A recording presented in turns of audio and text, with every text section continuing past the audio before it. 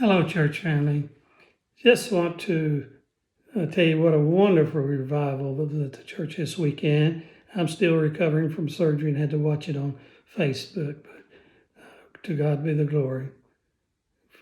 It was a wonderful time.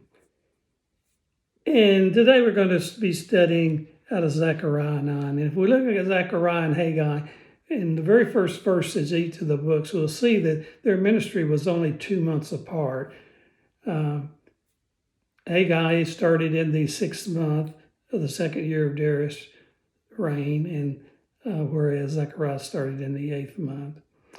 And in Zechariah 9, we see several prophecies that Zechariah makes. And the first being verses 1 through 4 here about the capture of the Lebanon cities of Tyre and Saddam. And in this description here is prophecy that he had made in 520 BC or shortly thereafter. And this actually happens in 332 to 331 BC by Alexander the Great. He captures those cities. Tyre was a city that was fortified with a wall up to 150 feet high.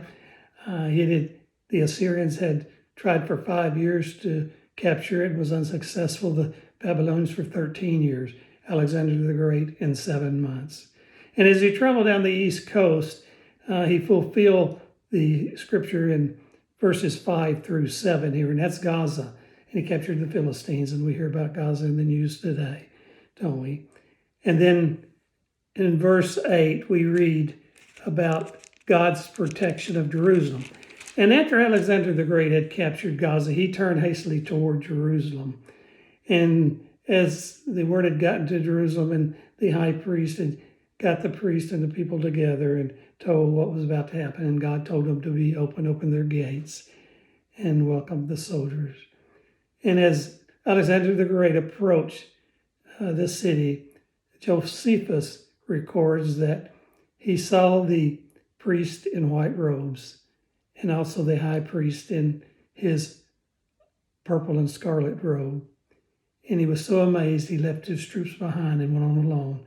And as he went up to the high priest, he saluted him and adorned him. And all the priests together adorned and saluted Alexander the Great. And Alexander the Great was so moved by this that he returned to his soldier, and his second in command said, "Sir, why did you adorn this man in purple and scarlet?" He said, "Well, it wasn't the man that I was adoring. I had a dream back before I started this, and his God is the God that sent me on this mission, and I was adorning him." So we see God's protection here. He says he's going to spare and protect Jerusalem, and he did. And Alexander the Great did not try to capture nor did he attack Jerusalem ever. And then we look in verse 9 here, and we see the Palm Sunday occurring. We see, it says, "Behold, your king is coming to you. He is just and having salvation and lowly and riding on a donkey." So it says our king is coming. He is just. He brings salvation. And of course, he's humble. And then in verse 10, we see what is actually the millennium, the end times, which has not occurred. Of course, these other four this have. And we also, in the last 7 verses, God's will to save his people. And this is God's unfailing devotion to his covenant with Abraham. And it will occur in its time.